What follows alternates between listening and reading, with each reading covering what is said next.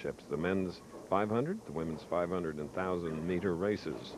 Top American Christine Whitty will be competing. And on the Wide World Classic, Julie Moss's dramatic finish in the 1982 Ironman Triathlon. What infinite variety on Wide World following us. Talk about infinite variety. You look at Pete Weber's last 4 frames. He's been in the gutter, been in the nose, been in the pocket. Once again, he's high on this right-hand lane. He needs to make a major change in order to stay in this match. I suggest one of 2 things, Chris. When I watched him practice, Pete has the speed and the ability to go out and play the shot that Walter Ray's playing. Down that first board, Pete is excellent at that shot. Would he take a complete gamble and go for it or stay inside with the big hook? It's his decision. Let's see if he has made the correct one. He's staying left with the big hook.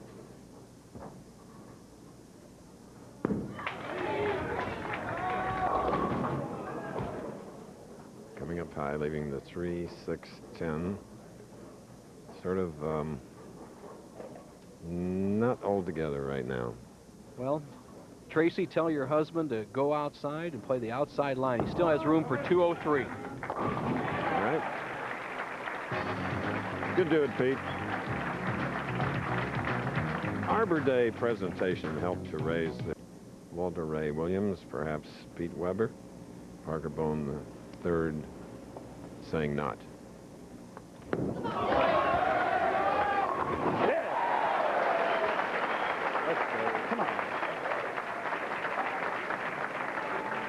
The money leaders this year, John Gant leading the parade.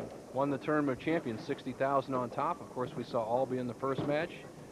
Deadeye, Parker, what a field. All 5 of them there today. And averages about the same we've seen the last couple years in the 220s to get in the money. I think Walter Ray's just going to put Pete away right here. Hold it, hold it, hold it. Oh, my. Well, That ball's not supposed to hook. Come on.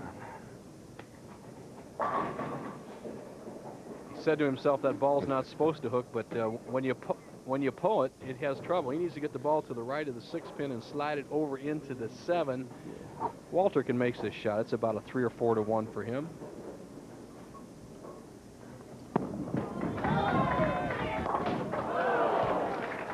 So it's an open frame in the 8th for Walter Ray. Still with a 30-pin lead here in the second match. Weber now in the 8th with a spare working. Let's look at Pete's score. If he strikes out, he's at 203. Walter Ray going at a 203 pace. We only have 2 frames left. Pete has another life.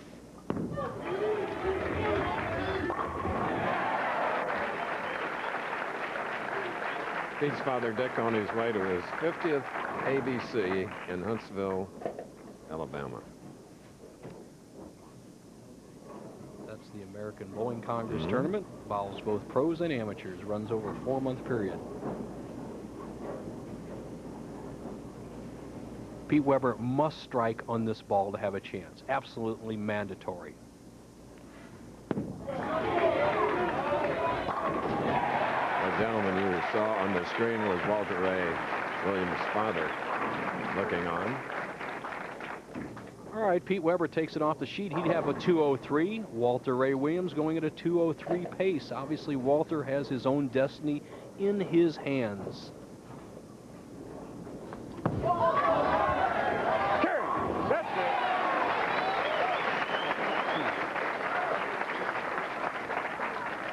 Walter Ray must strike on this ball to lock up the match. If he opens, obviously Weber's right in it. If he spare strikes, we have a chance for a tie at 203.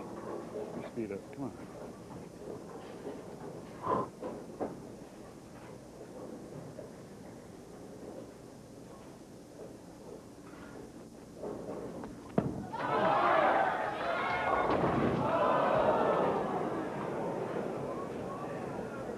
Walter Ray, so uncharacteristic.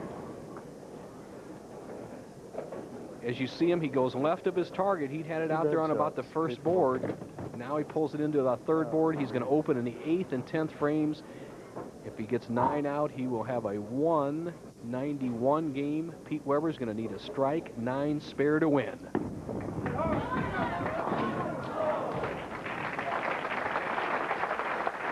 What a turnabout here in our second match. 244, 221 in the first victory by Weber. Now it's a 191 for Walter Ray Williams Jr. And now here's Pete. Must strike on this ball.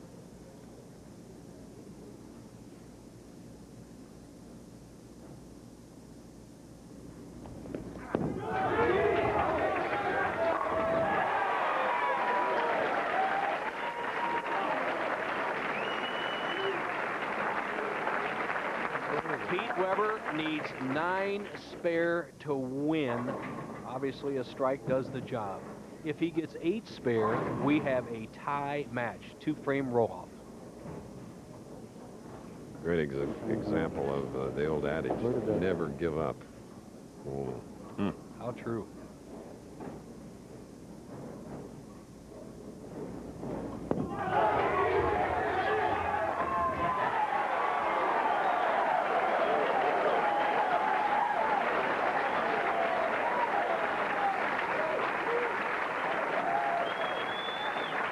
Look at that sportsmanship.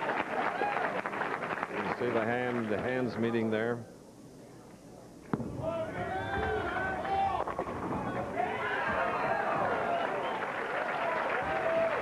Uh, 191, a 202 victory for Pete Weber. You know, today's bowling tip of the week features